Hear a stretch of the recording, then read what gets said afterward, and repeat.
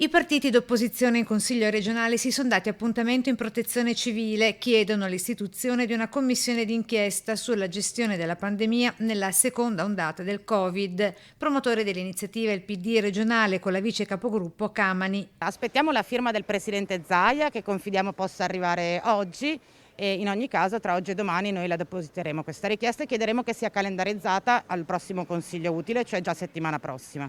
L'atto firmato per l'intanto da tutti i 10 consiglieri di minoranza. Nelle prossime ore dalle 12 l'audizione del presidente Luca Zaia, accompagnato dai tecnici della sanità in Consiglio regionale, per rispondere e ribattere alle domande delle opposizioni. La seduta di commissione sarà online, per cui sarà su internet, ma non sarà aperta ai giornalisti. Questo per noi è un altro tema. È fondamentale consentire ai giornalisti di accedere alla commissione di domani, perché non è pensabile che Marghera diventi il luogo della democrazia. Il luogo della democrazia in Veneto è ancora, per fortuna, il Consiglio regionale, anche se Zaia sembra essersene dimenticato. Nel mirino le mancate risposte della Regione alle interrogazioni dei consiglieri di minoranza a detta delle opposizioni. E noi abbiamo fatto 200 interrogazioni in questi 200 giorni e solo al 40% di queste è stata data risposta, un po' poco.